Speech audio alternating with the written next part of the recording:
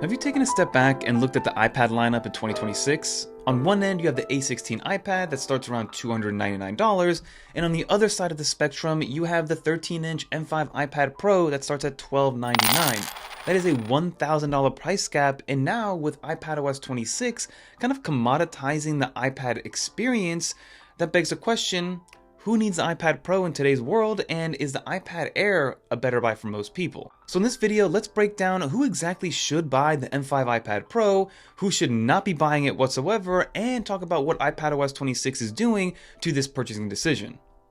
Let's get into it. So as I mentioned, the iPad lineup in 2026 is extremely messy and a little bit confusing in terms of which one to recommend to each consumer, and when you walk in for the first time not knowing which iPad to buy, understanding the value play of each iPad, because again, you have the A16 iPad that is around $299 to $349 depending on where you get it. Then you have the iPad mini, which is kind of in its own category, so if you're looking for an iPad mini, you know you want that one, so I'm kind of putting that one off to the side. But then you have the M3 iPad Air, which now comes in 11 and 13-inch sizes, and you have the M3 chip in there, which is in the name, and then you have the M5 iPad Pro, which also comes in 11 and 13-inch sizes, and by all intents and purposes, to the average person, looks the same as the iPad Air, but is at least $500 more as a starting price, because it has the M5 chip and a bunch of other hardware that's built to the iPad Pro. So a few years ago, the iPad purchasing decision was a little bit easier because the Pro was a Pro, and then everything else kind of followed suit. But now it's not really about the hardware and the pro level moniker, it's more so about the value you're getting out of the iPad and what can do the most for the smallest amount of money. And to throw a cherry on top and to add even more confusion to the mix, iPadOS 26, while albeit was a fantastic upgrade and it's the best thing to happen to my personal iPad Pro since iPadOS became a thing back in 2018, and now it's made it even more confusing because now the experience of iPadOS 26 is pretty much 98% the same when you compare it to the entry-level A16 iPad all the way to maybe a fully loaded M5 iPad Pro, which you can spend thousands of dollars on. You still get all the floating windows, you get all the file management, you get all the Mac-like features that came with iPadOS 26. It's not just for the iPad Pro and just for the iPad Air. Even that entry-level iPad you can get with the same iPadOS 26 and get a relatively close experience, albeit maybe a little bit slower, maybe the hardware is obviously a little bit less, but if you're just looking at it in a silo, that iPadOS 26 experience is very similar, especially when you pair it with the correct accessories. So let's get a quick reality check on the purchasing of an iPad Pro and what that's actually going to cost each person. Now, I'm not going to compare it to the value that you get out of Macs because yes, you can go out and spend $749 or $799 on an M4 MacBook Air and get way more usability and value out of there. We're really talking about the value play in the iPad siloed lineup. So with an M5 iPad Pro, the 13-inch version, you're starting at $1299. But for the most part, if you are buying a pro level iPad like this, you're not buying it bare. You're buying an Apple Pencil Pro, which does cost you anywhere from $100 to $130 depending on where you get it, and then you have the Magic Keyboard, which is again another $350. So for $1299 you're getting a 256 gigabyte iPad Pro, the 13-inch version, then you're spending another $349 or $350, bringing you up to $1650, and then you have the Apple Pencil Pro at $130. If we round up a little bit, you are now at $1,800 before you even open up your iPad because you have to get those additional accessories. And that's not counting a screen protector or different Apple Pencil tips or upgrading your storage or upgrading your RAM. That's just $1,800 for the bare minimum that you can get from Apple with all the additional accessories. So at $1,600 to $1,800, you can make the argument that, hey, let me go get a MacBook Air and let me go get an M3 iPad Air and combine those two, and now I have the best of both worlds and spending less money, which is absolutely mind-blowing. But now again, it does have an M5 chip in there, so you are getting a good amount of power, and just to contextualize how much power you're getting, to give you guys some Geekbench scores here, on the M5 iPad Pro, the single core Geekbench score is around 41 to 4200, and the multi-core score is anywhere from 15,700 all the way up to 16,500, which is what we've been seeing with the Geekbench scores. And then if you go over to the M3 iPad Air, for comparison's sake, you're getting about 3,000 on a single core score, which is about 75% of what you got on the M5 iPad Pro, and then 11,000 to 11,700 on the multi-core score. So yes, you're getting about 75% of the power that you're getting from the M5 iPad Pro, but again, these are just iPads, so how much power do you really need? And as long as you have an M series chip in there, you should be future-proofed and good to go.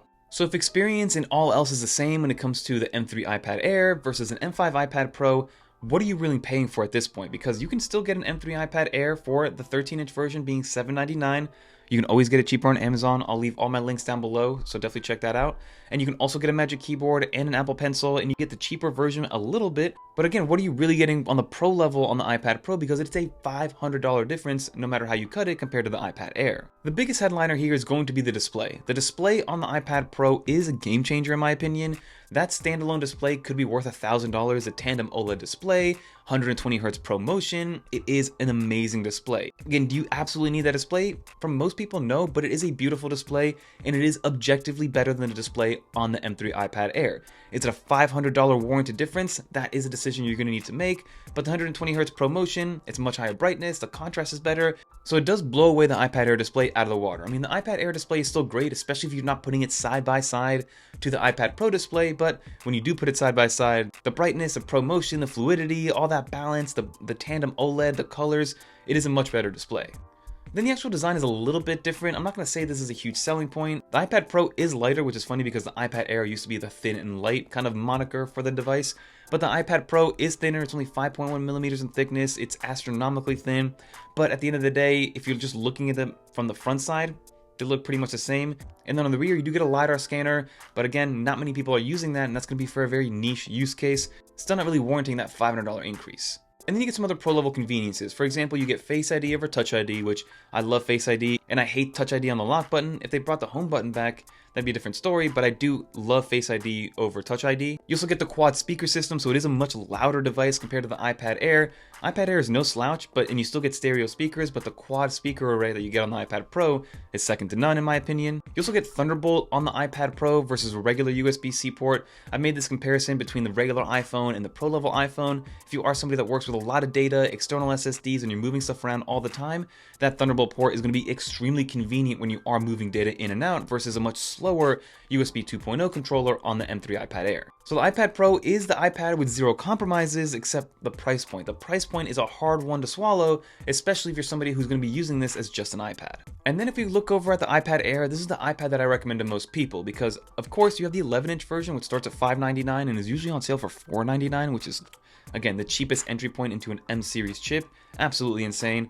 But for the 13-inch version, which is one that I'm comparing it to because I only go with the larger iPads, it is $799 and you're getting a lot of the same experiences, right? The performance is still going to be crazy because you are dealing with the M3 chip built in there. You can't customize the RAM like you can on the Pro level one, but 8 gigs of RAM on an iPad Air is still going to be more than enough for most people, which is great to see. And then iPadOS 26, like I said in the very beginning, is pretty much the same across the board across all the iPads. You also get external display support through the M3 iPad Air because it is an M-powered chip.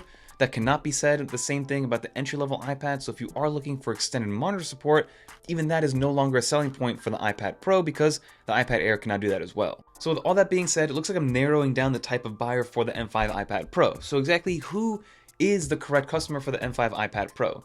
The first one's going to be somebody like myself who my iPad Pro is my computer and I just want the best of the best. I use it every single day. iPadOS 26 allows me to multitask like crazy. For example, right now I have 4 different things running the YouTube channel actively and in real time. I'm able to use it as a viewfinder for my camera, use it as a secondary viewfinder for my iPhone. I have my microphone plugged in for all audio aspects, and then of course I'm looking at my notes. So all that's being done on the iPad Pro very simply. And then if you're somebody who needs the absolute best export times when it comes to rendering a video, exporting a video, making thumbnails, anything creative or rendering 3D imagery and things like that, then yes, the iPad Pro is going to be able to handle that a lot better because of the M5 chip and the additional RAM that comes built into it and the extra GPU core that's built into the M5 iPad Pro. And then like I said, if you are just somebody who wants the most luxurious pick, the set it and forget it, the person that doesn't really care about the price point, then yeah, the M5 iPad Pro is going to be the best thing that Apple offers for this form factor and for this product category. And now who should avoid the M5 iPad Pro at all costs? In my opinion, it's going to be students, it's going to be the casual user, it's going to be the person who use it mainly as a YouTube and Netflix machine, even people that use it for work occasionally, like for some Slack, some communication, email, use it for iTunes or Spotify or things like that. The M3 iPad Air is going to be more than enough, and you're going to have a lot of headroom as well because you can still run a lot of the same kind of professional tasks. You just maybe don't need to have the absolute best pro level features and pro level export speeds. And what I've learned here is with the iPad lineup, most people don't need the Pro, they just kind of want it because it is the pro level iPad that's there and for the taking. Everybody and most people will be good with an M3 iPad Air. So before we decide if the M5 iPad Pro is still worth it in 2026, I kind of wanted to make a little fun segment here that talks about what would make the $1,299 price point kind of a fair value and really kind of set it apart from the M3 iPad Air and make it so the iPad Pro is a must-get iPad versus the iPad Air. So first and foremost, maybe more pro application. So a lot less compromise when it comes to the whole software situation when it comes to iPadOS 26. Maybe get some sort of macOS Lite version onto the iPad Pro that would really set it apart and make it so that this iPad Pro is going to be the best decision for people that want to use it like a computer. If we got some better external display support, so maybe being able to go into clamshell mode, maybe being able to have 2 or 3 external displays running at the same time as a pro level exclusive feature, that would also warrant the $1,299 price point. And then just overall less limitations when it comes to iPadOS 26. Maybe let us have 2 audio streams happening at the same time instead of just one. That's kind of limited to iPadOS 26 right now. Better background processing for exports, uploads, and longer tasks.